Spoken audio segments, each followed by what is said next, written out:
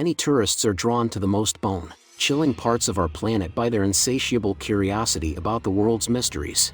In some instances, it is a desolate location with a bloody or horrific history that is rumored to be haunted by the tortured spirits of people who have passed away. At other times, the ever-moving hands of time and the transience of life are brought to one's notice by the presence of a reverent stretch of land or a peaceful crypt. Number 8. Raynham Hall, Norfolk, England. Although it is located in a beautiful part of England, this rural home has a troubled history. The enigmatic brown lady was said to be one of the apparitions seen on film at Raynham Hall in the December 1936 issue of Country Life. It was speculated that the mysterious brown lady was Lady Dorothy Walpole. On designated days throughout the year, the home will be open for tours to visitors. Number 7. Poveglia, Venice, Italy. The lovely island of Poveglia, which is only a short journey away from Venice, was historically used as a quarantine area for persons who were afflicted with the plague. In addition to this, during the early part of the 20th century, the island served as a psychiatric institution. Ghost hunters assert that this location has recently become a hub of supernatural activity. Number 6. The Whaley House in San Diego, California, in the United States of America. The Whaley House, located in the Old Town section of San Diego, was the first brick building to be constructed in the state of California.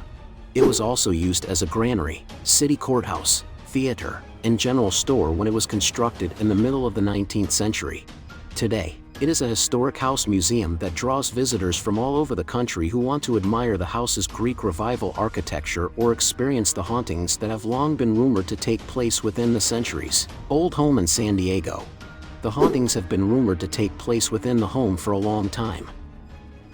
Number 5. Alcatraz in San Francisco, California. Alcatraz, which is only a few miles off the coast of San Francisco, is often considered to be the most infamous jail in the annals of United States history. It was originally intended to accommodate war offenders when the maximum security penitentiary system was established in the 19th century. After some time, in the early 1930s, it was transformed into a federal prison, and those convicted of the most heinous crimes in the country were made to serve their sentences there. Al Capone and Robert "Birdman" Stroud are both former inmates of the infamous prison Alcatraz. Alcatraz has a reputation as the only prison in the world from which inmates could never make a successful escape while it was still in existence due to the numerous accounts of inmates being subjected to abuse and torture.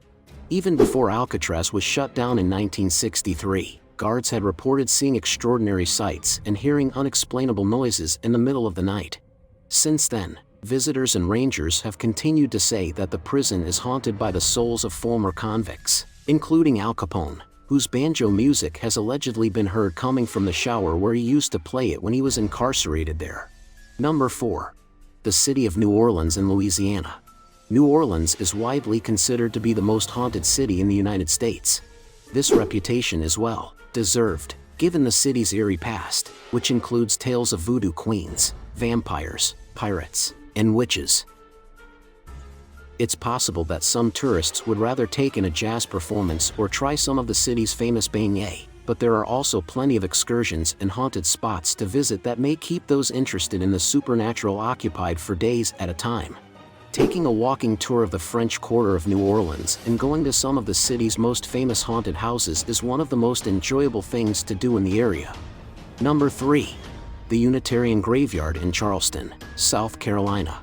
A visit to the Unitarian Graveyard, which is both one of the city's oldest cemeteries and one of the creepiest spots in the city of Charleston, South Carolina, is always a required part of any tour that focuses on the city's long history of hauntings. It is said that at night, a woman wearing a white wedding dress may be seen walking through the Unitarian Graveyard, which is overrun with weeds and other vegetation. The tombstones and graves in the cemetery are in disrepair. Many people are under the impression that the apparition is the ghost of Anna Ravenel, the young woman who is rumored to have been the source of inspiration for Edgar Allan Poe's tragic final poem, Annabel Lee. The poem is about a young woman who passed away before she could marry the man she loved most in the world. Number 2. The town of Bar Harbor in Maine. The history of the town of Bar Harbor, Maine has several eerie elements, such as sunken pirate ships, Indian burial grounds, and unsolved murders. Number 1. Recoleta Cemetery in Buenos Aires, Argentina.